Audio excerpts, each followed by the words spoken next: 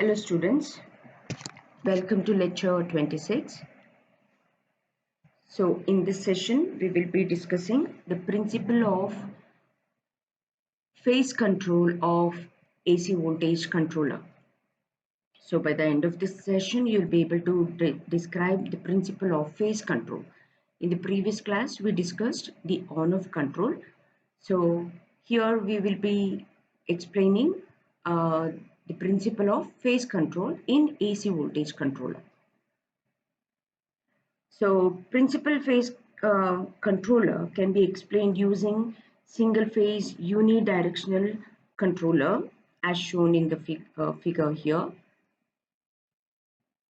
Note that the load is resistive. In this technique, the power flow to the load is controlled by delaying the firing angle or the triggering angle of the thyristor T1. Okay, so the half-wave AC controller, this circuit, the half-wave AC controller uses one thyristor and one diode connected in parallel across each other in opposite direction.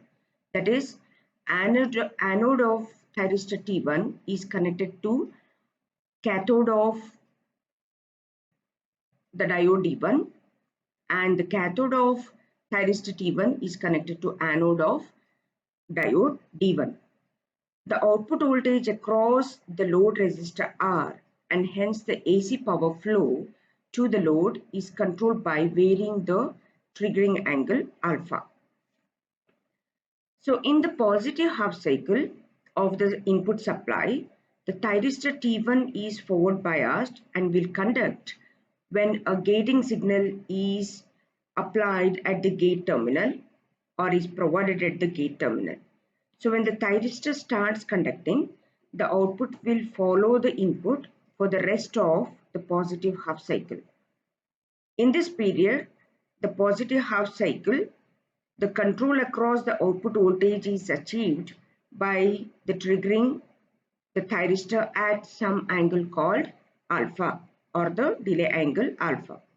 So in the negative half cycle, of the input supply, the diode will be forward bias and it starts conducting at omega t is equal to pi. As it is uncontrolled turn on device, when the output, hence the output follows the input for the complete negative half cycle. Since the diode is uncontrolled turn on device, the output cannot be controlled during the negative half cycle. Hence, the circuit used for analyzing here is called single phase unidirectional controller and is suitable for only low power resistive loads such as heating or lighting. So observe the output here, output shown here, the output waveforms. So by assuming T1 to be an ideal thyristor switch, it can be considered as a closed switch when it is on during the positive during omega t is equal to alpha to pi radians. The output voltage across the load follows the input supply voltage when the thyristor is turned on and when it conducts from omega t is equal to alpha. So from alpha to pi, the thyristor is conducting and the output voltage across the load is after the thyristor is turned on. So when the input supply decreases to 0 at omega t is equal to pi for a resistive load, the load current also falls to 0 at omega t is equal to pi, and hence the thyristor T1 turns off at omega t is equal to pi. So between the time period pi and 2 pi, where the supply voltage reverses and becomes negative, the diode D1 becomes forward biased and hence turns on and conducts. The load current follows or flows in the opposite direction during the time period pi to 2 pi when diode is on or conducting. The output voltage follows the negative half of the input supply. So if you observe here from the circuit, the output at the load can be controlled by the triggering angle or the firing angle in the positive half cycle, whereas in the negative cycle, because diode D1 is conducting, the output cannot be controlled. So due to the presence of diode, the control range is limited and the effective RMS output voltage can only be varied from 70.7 to 100%. So here the output voltage and input current are asymmetric and contain a DC component. So because the power flow is controlled during only the positive half cycle of the input voltage, this type of controller is also known as unidirectional controller. So in this session, in the discussion, now we have to understand how to find the RMS output voltage and the average value of the output voltage for this type of wave circuit. So if we observe, if we take input Vs as Vm sin omega t is equal to root 2 Vs sin omega t, which is the input voltage, and if you consider delay angle of the thyristor T1 is given by omega t is equal to alpha, then the RMS output voltage can be found from V0, that is RMS output voltage.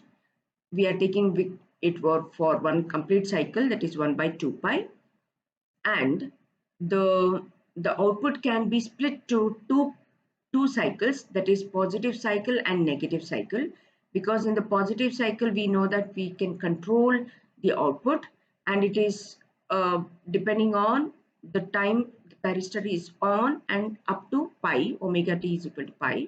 And in the negative cycle, since because of the presence of diode, the output is uncontrolled and there is complete output there between pi to 2 pi.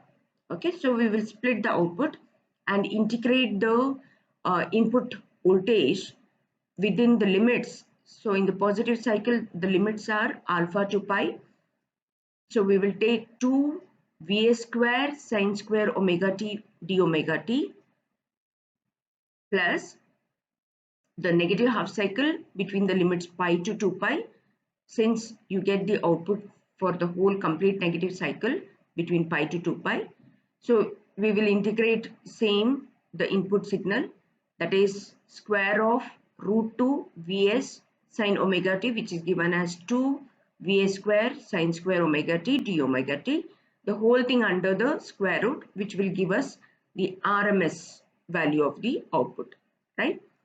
So if you observe here, taking 2 Vs square outside, 2 Vs square by 4 pi, here since sine square we cannot directly integrate, we will apply the trigonometric equation for sine square, that is 1 minus cos 2 omega t by 2. So taking 2 outside, you will get 2v square by 4 pi, right?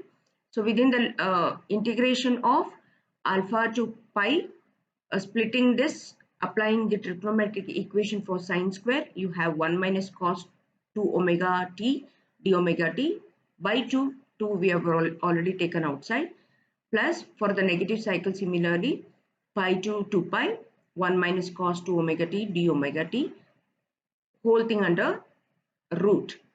Okay, so 2 v square by 4 pi, the integration of d omega t will be omega t with the limits alpha to pi minus integration of cos 2 omega t is sine 2 omega t by 2 with the limits alpha and pi.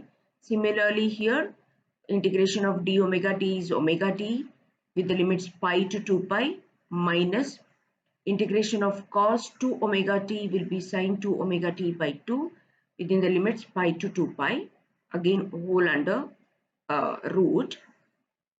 So applying the limits there, Vs square by 4 pi. So this will be pi minus alpha minus of sine 2 pi minus sine 2 alpha by 2 plus 2 pi minus alpha minus sine 2 into 2 pi, that is sine 4 pi, minus sine 2 pi divided by 2. Okay. So continuing from there.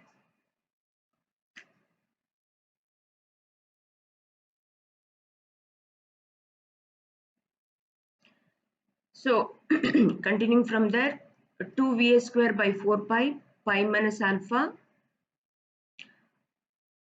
minus of sine pi, that is what we had here, sine 2 pi will be 0 minus sine 2 alpha by 2 plus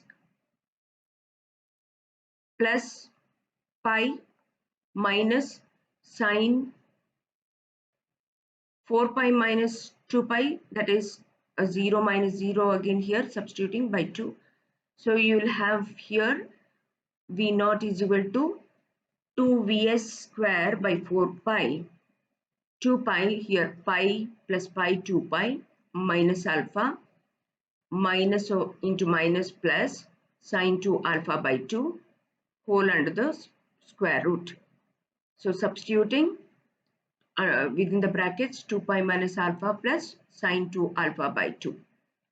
Okay, here you divide this 2 by 4, so you end up with 1 by 2.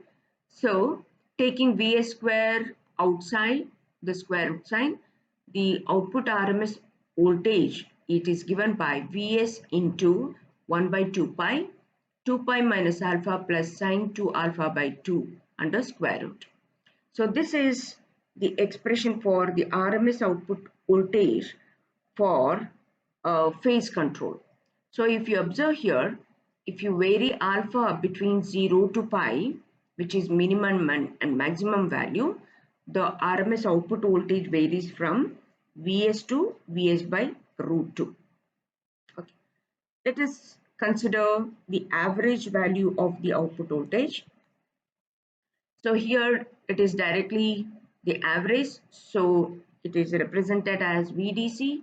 So there is no squaring of the input signal. So we will get 1 by 2 pi for complete one cycle. Similarly, here we'll split it for positive cycle and the negative cycle. So positive cycle again between the limits alpha to pi, root 2 sine Vs sine omega t, which is our input, d omega t, plus in the negative cycle the limits between pi to 2 pi, input signal root 2 Vs sine omega t d omega t, right? So Vds is equal to, taking root 2 outside, root 2 Vs outside, root 2 Vs by 2 pi. So integrating sign, it is minus cos omega t, limits pi to alpha. Again here minus cos omega t 2 pi to alpha. Okay. So root 2 Vs by pi minus, taking outside, apply the limits, cos pi minus cos alpha, taking minus outside again here, substituting the limits, cos 2 pi minus cos pi within the brackets there. So root 2 Vs by 2, VDC is equal to root 2 Vs by 2, inside the bracket minus of cos pi, it is minus 1, minus cos alpha as it is, minus cos 2 pi is plus 1, minus of cos pi, which is minus 1. So VDC, the average output voltage, it is given by root 2 Vs by pi. If you substitute evaluate all this, you end up with cos alpha minus 1. So again, if you substitute alpha between minimum and maximum value, that is 0 to pi, the average output voltage will vary between 0 to minus root 2 Vs by pi. So this is the discussion of the phase control of AC voltage controller.